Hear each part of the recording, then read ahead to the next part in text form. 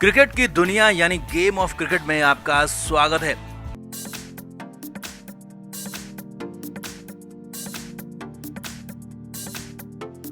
Team India को test मैचों में पूरी तरह से बदल दिया गया है, जो कि इंग्लैंड सीरीज में दिखा, और अब एशिया कप में T20 टीम की तस्वीर भी साफ दिखने लगी है कि आगे क्या होगा, क्या बदलाव होंगे। लेकिन वनडे टीम के लिए, वनडे फॉर्मेट के लिए अभी भी साफ नहीं है कि वनडे टीम में खिलाड़ियों का भविष्य क्या होगा, टीम का प्लान क्या होगा। लेकिन यहाँ पर अब बड़ी खबर अंदर खाने से आ रही है, और वो ये है कि यहाँ पर 3 फेज में 2027 के वनडे वर्ल्ड कप के लिए प्लानिंग चल रही है। लेकिन बड़ी खबर यह है कि यहाँ पर रोहित शर्मा से अभी तक पूछा नहीं गया, और यहाँ तक कि श्रेयस अय्यर को वनडे कप्तानी देने पर 2027 में श्रेयस अय्यर को वनडे वर्ल्ड कप में कप्तानी करने पर बीसीसीआई ने बहुत बड़ा हैरानी भरा फैसला किया। दिखाते हैं आपको, बताते हैं क्या है वनडे क्रिकेट में वो 5 बड़े फैसले जो आने वाले वक्त में साफ साफ नजर आएंगे। 2027 के वनडे वर्ल्ड कप में भी दिखेंगे, आपको दिखाते हैं, सब कुछ बताते हैं। आप भी वीडियो को शेयर करें, कमेंट करके अपनी राय जरूर दें।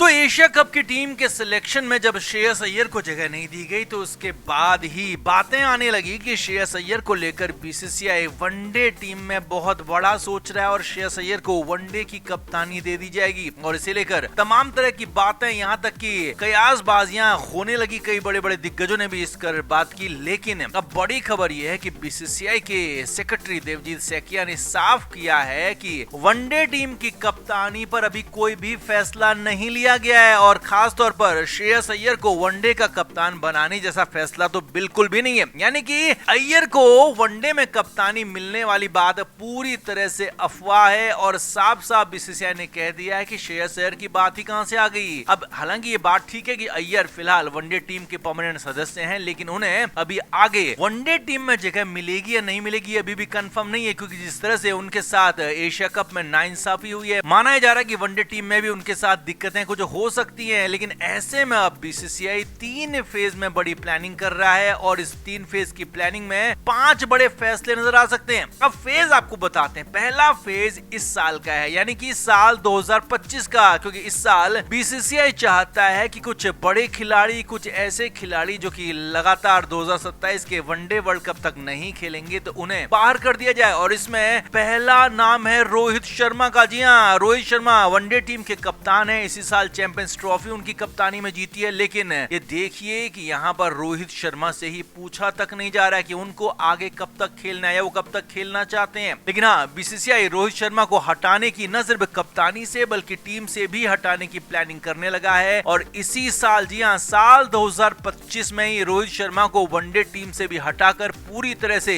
भारतीय क्रिकेट से बाहर करने की तैयारी हो रही है, प्लानिंग हो रही है। अब ये पहला फेज है। दूसरा फेज है जिस फेज में 2 बड़े फैसले हो सकते हैं, और 2 बड़े फैसले ये हो सकते हैं कि 2026 में दूसरा फेज लागू होगा, और तब टीम के 2 और बड़े खिलाड़ी रविंद्र जडेजा और विराट कोहली को लेकर भी फैसले हो सकते हैं। हालांकि विराट कोहली और जड्डू दोनों के ही प्रदर्शन अभी बहुत शानदार चल रहा है, और हाल फिलहाल तो विराट कोहली वनडे टीम में सबसे ज्यादा रन बनाने वाले खिलाड़ियों में से है, इसलिए लगातार उन्हें सीधे सीधे हटाया नहीं जा सकता। इसीलिए उनके लिए अभी फिलहाल 2025 का इंतजार होगा। 2026 में विराट कोहली और रविंद्र जडेजा जैसे कुछ और सीनियर खिलाड़ियों को टीम से बाहर करने की प्लानिंग है, और उसी प्लानिंग में मोहम्मद शमी भी शामिल हो सकते हैं, उन्हें भी टीम से बाहर किया जा सकता है। और आखिरी फेज आएगा साल 2027 का, क्योंकि 2027 में वनडे वर्ल्ड कप जो होगा वो अक्टूबर नवंबर में होना है। तो ऐसे में साल 2027 में बीसीसीआई चाहता है कि एक कॉन्क्रीट एक टीम तैयार हो जाए, जो कि साल 2027 के वनडे वर्ल्ड कप में खेले, और उस टीम का लीडर तैयार हो जाए, उस टीम का डेप्यूटी लीडर तैयार हो जाए। और इसके लिए 3 फेज में प्लानिंग हो रही है, हमने बताया आपको, 25 की, 26 की और 27 की। और इसी में ये 5 बड़े फैसले होंगे। पहला फैसला, रोहित शर्मा को बाहर किया जाएगा, जो कि लगभग तय हो चुका है। दूसरा फैसला, विराट कोहली और जड्डू के साथ ही शमी जैसे सीनियर खिलाड़ियों को वनडे से संन्यास लेने पर मजबूर किया जाएगा। तीसरा बड़ा फैसला, यहाँ पर जो श्रेयस अय्यर की बातें कही जा रही है वो कहीं से कहीं तक भी लाइन में नहीं है। यहाँ पर शुभमन गिल को वनडे टीम का भी कप्तान बनाया जा सकता है। जी हाँ, ऑल फॉर्मेट उनको कप्तान बनाने की तैयारी हो चुकी है, हम पहले भी आपको बता चुके हैं। तो ऐसे में अय्यर अय्यर तो दूर दूर तक यहाँ पर लिस्ट में नाम में भी नहीं है। इसीलिए ये लगभग कंफर्म है कि अब रोहित शर्मा के बाद शुभमन को वनडे टीम में भी कप्तान बना दिया जाएगा। ये तीसरा बड़ा फैसला होगा। और चौथा बड़ा फैसला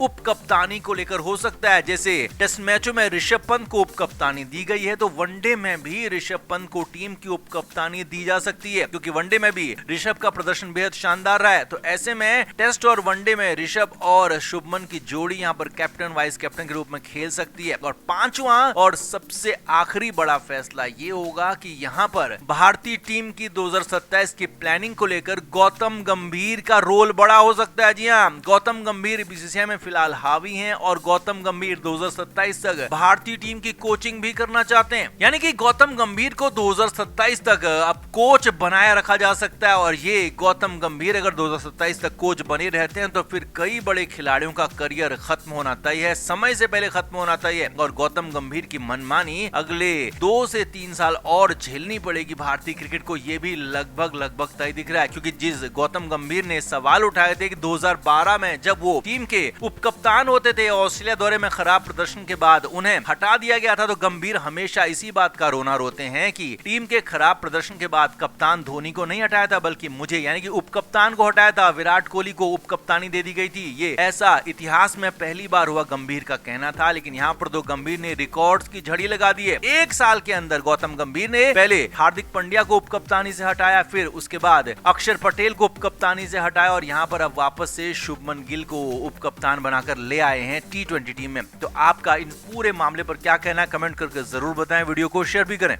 तो एशिया कप के लिए जिस तरह की टीम का अंदाजा लगाया जा रहा था बिल्कुल वैसा ही था, लेकिन कुछ बातें कुछ चीजें ऐसी हुई जिसने सभी को हैरान कर दिया। और इसीलिए कहा जा रहा है कि यहाँ पर गौतम गंभीर, अजीत अगरकर ने 1 नहीं 2 नहीं 5 बड़े प्रयोग किए और वो प्रयोग टीम इंडिया को भारी पड़ सकते हैं। क्योंकि यहाँ पर ये छोटा मोटा टूर्नामेंट नहीं है, ये एशिया कप है। यहाँ पर बड़े दिग्गज टीमें खेलेंगी, पाकिस्तान सामने होगा। तो सीधे सीधे उन प्रयोगों पर आते हैं जिन पर सवाल खड़े हो रहे हैं। पहला और सबसे बड़ा प्रयोग है ओपनिंग पार्टनरशिप में। अब यहाँ पर लंबे समय से संजू सैमसन खेल रहे थे बतौर ओपनर, लेकिन अब उनका करियर ही यहाँ पर दांव पर लगा दिया गया है। क्योंकि शुभमन गिल को न सिर्फ टीम में लिया गया है बल्कि उन्हें उपकप्तान भी बना दिया गया है। और ऐसे में शुभमन गिल का प्लेइंग 11 में खेलना तय है, संजू सैमसन का बेंच पर बैठना तय है। तो ऐसे में शुभमन गिल जो कि T20 में औसत खिलाड़ी से भी नीचे रहे हैं, तो उनको ऐसे जबरदस्ती टीम में फिट करने के लिए एक इनफॉर्म खिलाड़ी, एक लगातार खेल रहे खिलाड़ी जो कि विकेट कीपिंग का भी ऑप्शन देता है, उसे टीम से बाहर कर दिया गया। लिहाजा पहला सवाल इसी प्रयोग पर है कि आखिर शुभमन गिल को इतनी जल्दी T20 टीम में लाने की क्या थी, क्यों उन्हें इंतजार नहीं कराया गया। दूसरा प्रयोग भी ओपनिंग पार्टनरशिप को लेकर ही कहा जा रहा है कि अगर टीम इंडिया में संजू सैमसन पर भरोसा नहीं था, बतौर ओपनर उनको भारतीय टीम नहीं देख रही थी। और अजीत अगरकर ने भी खुद कहा कि संजू इसीलिए खेल रहे थे क्योंकि वहां पर गिल और जायसवाल नहीं थे। जी हाँ, सवाल जायसवाल का भी है। यशस्वी जायसवाल लगातार T20 के बेहतरीन खिलाड़ी रहे हैं, तेजी से रन बनाते हैं, लेकिन इसके बाद भी जायसवाल को टीम के अंदर नहीं चुना है, उन्हें बैकअप में चुना गया है। और अगर सैमसन को बाहर करना भी था प्लेइंग 11 से, तो यहाँ पर यशस्वी जायसवाल कहीं बेहतर खिलाड़ी होते। लेकिन बात वही घूम कर फिर आ गई कि जायसवाल को भी नहीं लेना था, क्योंकि शुभमन गिल को टीम के अंदर जबरदस्ती फिट करना था, प्लेइंग 11 से बाहर करने का कोई चांस न रहे। इसके लिए उन्हें वाइस कैप्टन तक बना दिया गया। क्रिकेट के हर नए अपडेट के लिए गेम ऑफ क्रिकेट को सब्सक्राइब करें